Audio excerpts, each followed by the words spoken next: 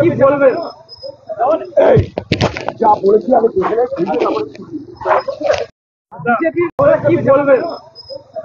এই যা বলেছি আমি দেখে বিজেপি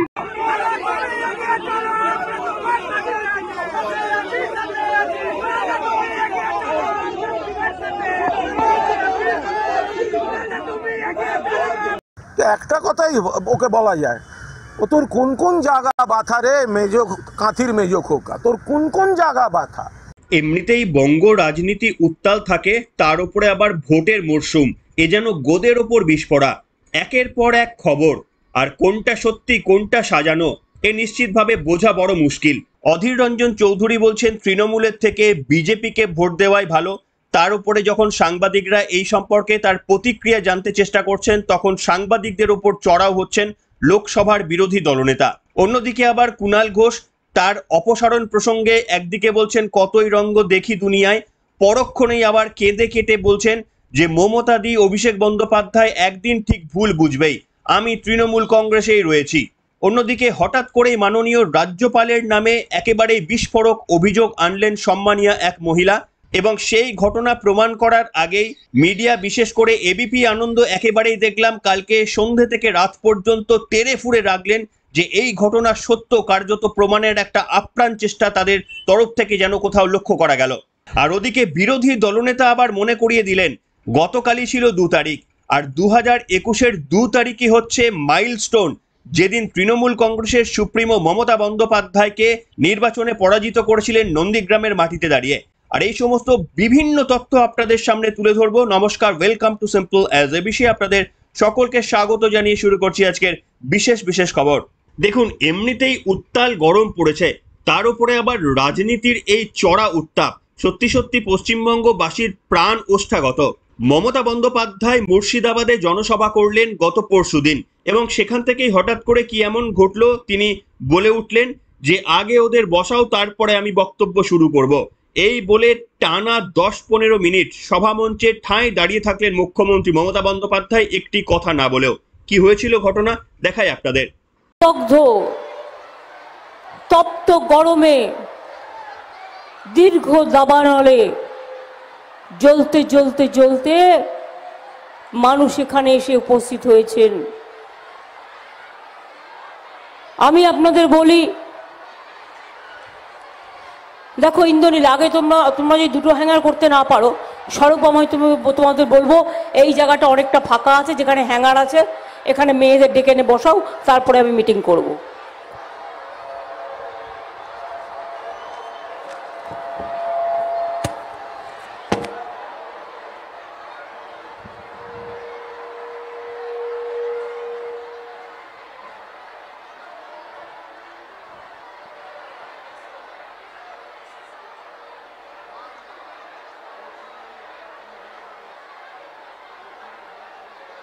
যে মুখ্যমন্ত্রী মমতা বন্দ্যোপাধ্যায়কে আমরা মেজাজ হারাতে দেখেছি বিভিন্ন জায়গায়, গতদিনে অন্তত মেজাজ না হারিয়েও তিনি যখন চুপচাপ ছিলেন, তখন লোকসভার বিরোধী দলনেতা অধীর রঞ্জন চৌধুরী তিনি মেজাজ হারালেন। কেন মেজাজ হারালেন না, কয়েকদিন আগেই তার একটি মন্তব্য ভাইরাল হয়েছিল। কি বলেছিলেন সেই মন্তব্যে? বলেছিলেন যে তৃণমূলের থেকে নাকি বিজেপিকে ভোট দেওয়া ভালো। দেখুন, এ কথা বোধহয় যে কোনো সাধারণ মানুষই বিশ্বাস করে যে তৃণমূল কংগ্রেসের থেকে নোটাতে ভোট দেওয়া ভালো। তার কারণ কুণাল ঘোষ যখন স্বীকার করছে এখনো পর্যন্ত রাজ্যের মন্ত্রিসভায় দুর্নীতিগ্রস্ত মন্ত্রী এখনো পর্যন্ত বহাল তবিয়তে রয়ে গিয়েছেন, এবং যে ধরনের রাজ্যের বিভিন্ন দুর্নীতি থেকে নারী নির্যাতনের ঘটনা, তা থেকে বোধহয় পশ্চিমবঙ্গের যে কোনো নিরপেক্ষ মানুষ তৃণমূলের থেকে নোটাতে ভোট দেওয়াই বেশি পছন্দ করবেন। সে অর্থে অধীর রঞ্জন চৌধুরী খুব একটা হয়তো ভুল বলেননি, তবে তার বলার উদ্দেশ্য অন্য কিছু থাকতে পারে। এবং গতদিনে যখন সাংবাদিকরা তাকে এই প্রশ্ন করতে গেলেন, হঠাৎ করে মেজাজ হারিয়ে তাদের উপর চড়াও হলেন অধীর রঞ্জন চৌধুরী, যিনি নাকি বিরোধীদের মুখ, লোকসভার বিরোধী দলনেতা। দেখুন সেই ভিডিও। পক্ষ থেকে জানানো হচ্ছে, দাদা লালগোলাতে আপনি বলেছেন যে তৃণমূল নেতাকে না, দাদা লালগোলাতে আপনি বলেছেন যে তৃণমূল না বিজেপিকে যেতে হবে, কি বলবেন দাদা? কি বলবেন? এই যা বলেছি আমি দেখে বিজেপি কি বলবেন? এই যা বলেছি আমি দেখে বিজেপি এই যখন বিভিন্ন রাজনৈতিকবিদরা কখনো মঞ্চের ওপর চুপ করে দাঁড়িয়ে পড়ছেন কিংবা মেজাজ হারাচ্ছেন সাংবাদিকদের প্রশ্নের উত্তর দিতে গিয়ে, তখন আবার তৃণমূল কংগ্রেসের এই মুহূর্তে বহুল চর্চিত কুণাল ঘোষ তিনি আবার সাংবাদিকদের সামনে কর্মীদের দেখে আবেগে ভেসে পড়লেন। যেন মনে হলো সদ্য সদ্য তিনি রাজনীতিতে যোগদান করেছেন কিংবা হয়তো বিদেশ থেকে দীর্ঘ 20 বছর পর তিনি ফিরলেন এবং তাদের কর্মী সমর্থকদের সঙ্গে দেখা করলেন এবং তিনি বলছেন গতকাল সারা রাত ঘুমাতে পারেনি।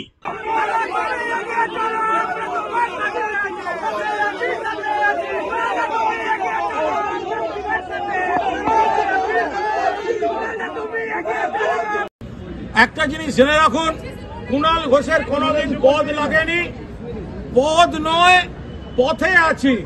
যেখানে রাস্তা, যেখানে তৃণমূল, যেখানে তৃণমূলের কর্মীরা, দেয়াল লিখনের কর্মী, বুথ কর্মী, কুণাল ঘোষ তাদের সঙ্গে আছে এবং থাকবে।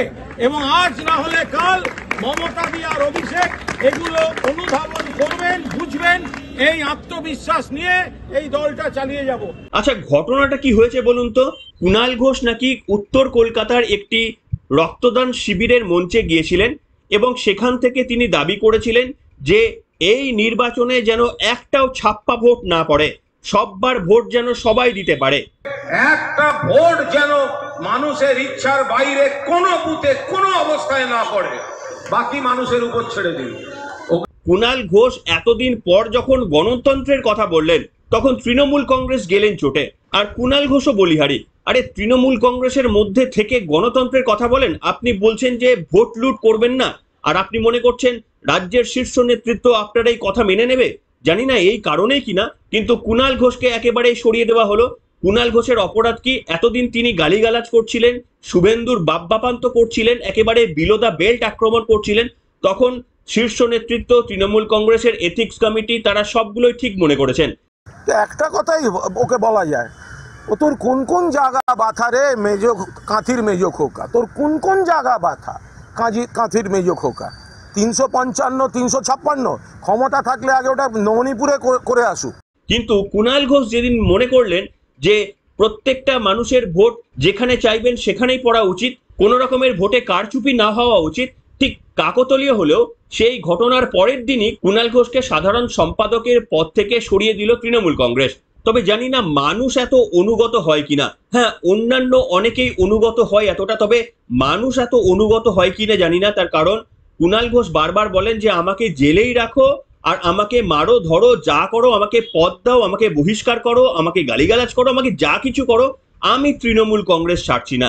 এমন বলছিলেন কুণাল ঘোষ যেন মনে হচ্ছিল যে স্বয়ং রামকৃষ্ণদেব বলছেন যে সত্যির জন্য আমি সবকিছু ত্যাগ করতে পারি, কিন্তু কোনো কিছুর জন্যই সত্যি ত্যাগ করতে পারবো না। কুণাল ঘোষের মন্তব্যটাও যেন সেই রকমেরই, যে তৃণমূলের জন্য সবকিছু ত্যাগ করতে পারি, এমনকি নিজের আত্মসম্মানও ত্যাগ করতে পারি, কিন্তু কোনো কিছুর জন্যই তৃণমূল কংগ্রেসকে ত্যাগ করতে পারবো না।